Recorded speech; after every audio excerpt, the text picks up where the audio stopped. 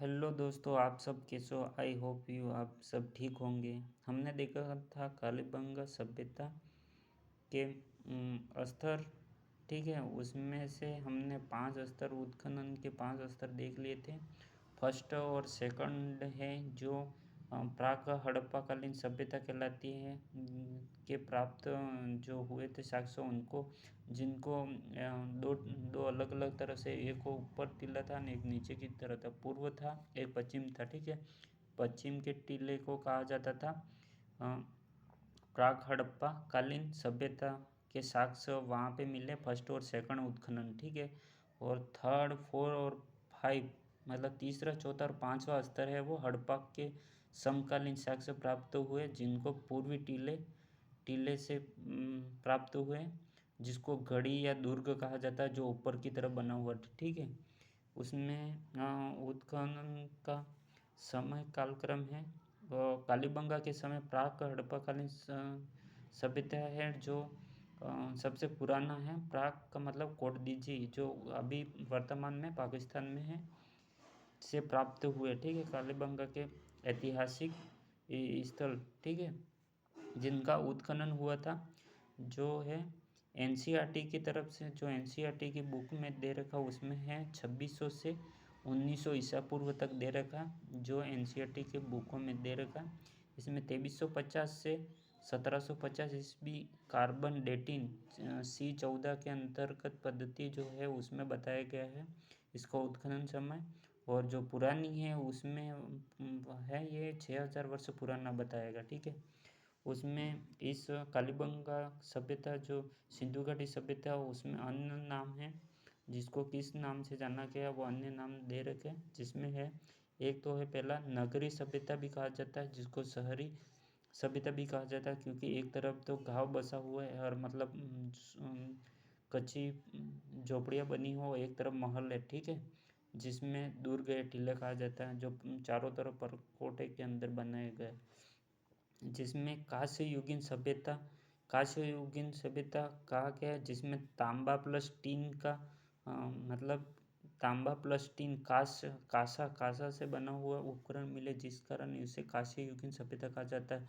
जिसमें ताम्र कांस्य सभ्यता भी कहा जाता है। इसमें दीनहीनता सभ्यता भी कहा जाता है, क्योंकि एक तरफ ये पश्चिम की तरफ टीला बना हुआ, जिसमें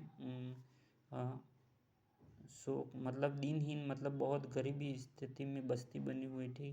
ठीक है, हड़प्पा सभ्यता की तीसरी राजधानी भी कहा जाता है। किसको कहा जाता है? कालीबंगा को हड़प्पा सभ्यता की तीसरी राजधानी भी कहा जाता है। ठीक है, देखो पहला है फर्स्ट है हड़प्पा सभ्यता, सिंधु घाटी सभ्यता का पहला है जो हड़प्पा सभ्यता कहा जाता है, दूसरा है मोहनजोदड़ो और तीसरा है कालीबंगा, जिसकी खोज किसने की थी? दशरथ शर्मा के द्वारा की गई थी। हमने यहाँ तक देख लिया था, हम आगे का टॉपिक देखेंगे अब।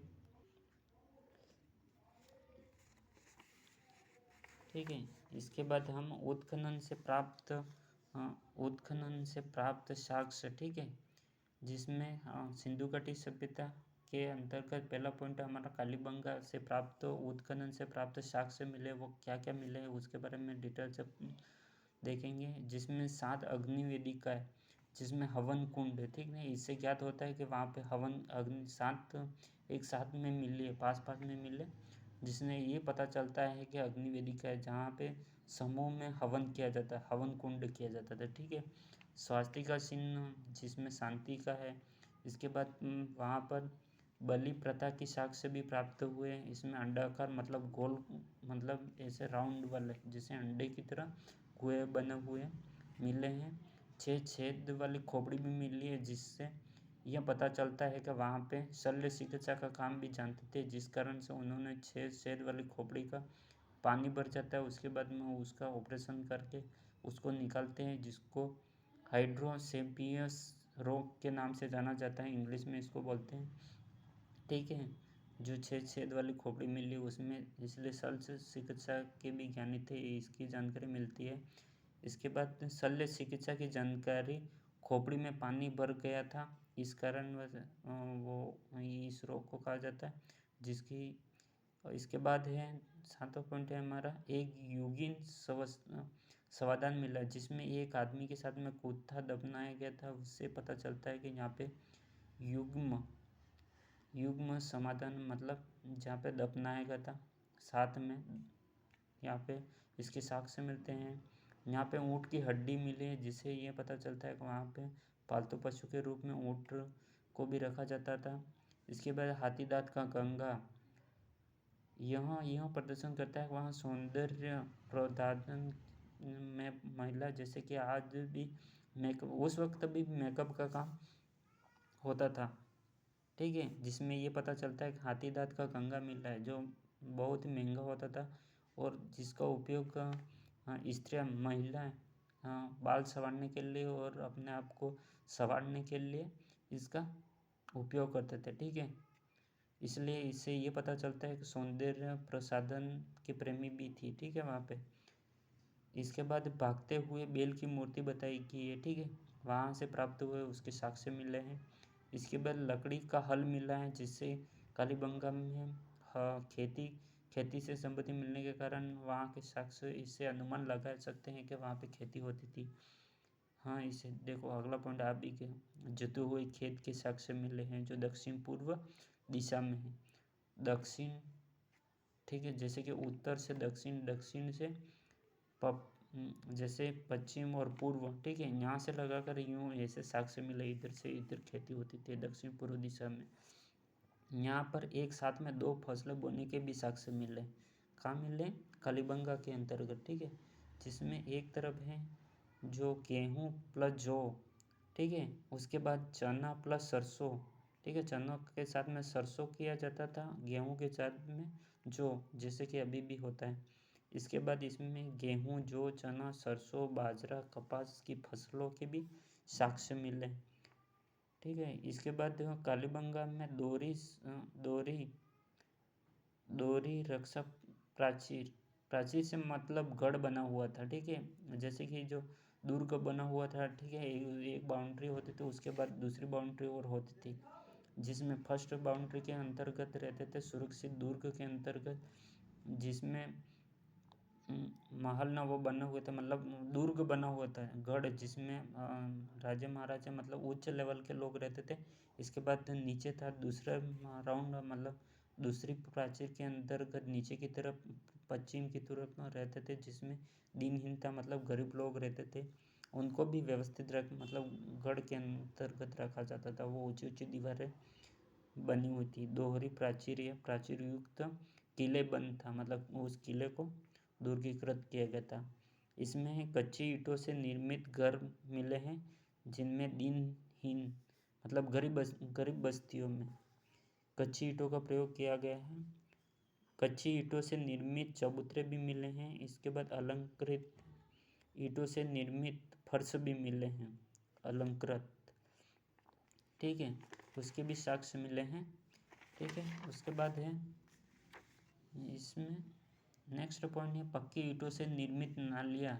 इसमें जैसे कि रोडों के किनारे ये पक्की ईंटों से निर्मित नालियाँ बनी हुई थी, जिसमें लकड़ी की नालियाँ भी थी।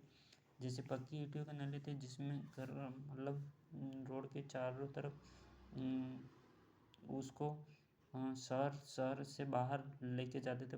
पक्की ईंटों, घर से निकलने वाले पानी को, खराब पानी को उसमें मिला दिया जाता था, रोड के सारे जाते, नदी नाला होता उसके पास में जाके उसमें गिरा दिया जाता था। लकड़ी की नालियाँ थी, जिसको बीच में रखा जाता जोड़ने के लिए, तथा कभी कुछ खराब हो जाने पर उसको उचका के फिर दूसरी जोड़, इधर से इधर जोड़ दिया, इधर से उधर जोड़ दिया, पानी मुड़ाने के लिए इन लकड़ी नालियों का प्रयोग किया जाता था।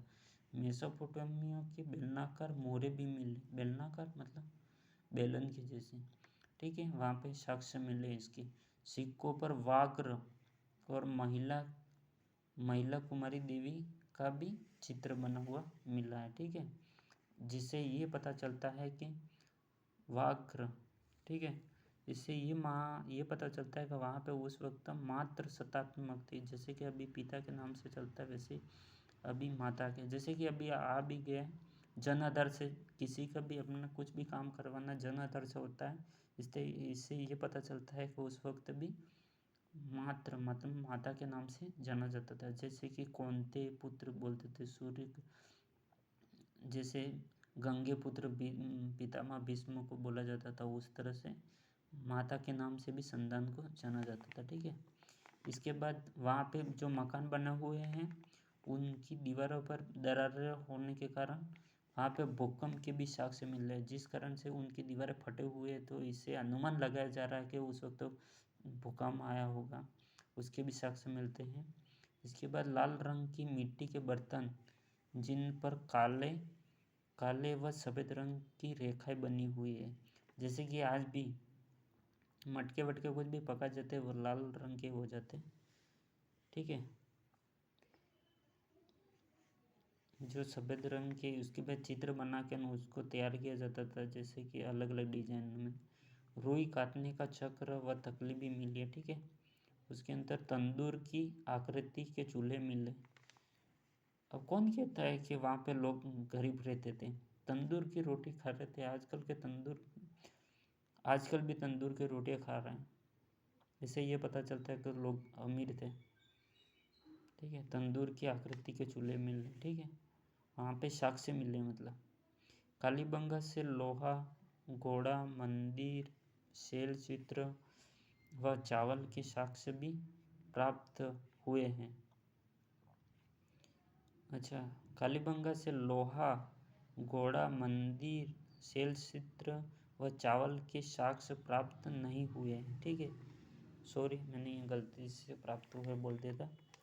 कालीबंगा संग्रहालय है जो 1985-86 में तीन तीन दीर्घाएँ हैं, मतलब तीन दीर्घों में हुआ है। फर्स्ट दीर्घाएँ है, मतलब फर्स्ट सेकंड तीन स्तर पे हुआ है, जहाँ पर प्राक हड़प्पा कालीन सभ्यता प्राप्त हुए हैं। फर्स्ट के अंतर्गत आता है, जिसमें प्राक मतलब प्राकृतिक के फर्स्ट में जो सबसे पुराना था उसमें। इसके बाद सेकंड और थर्ड दीर्घाएँ में हड़प्पा कालीन साक्ष्य प्राप्त हुए हैं। ठीक है, थैंक यू, धन्यवाद।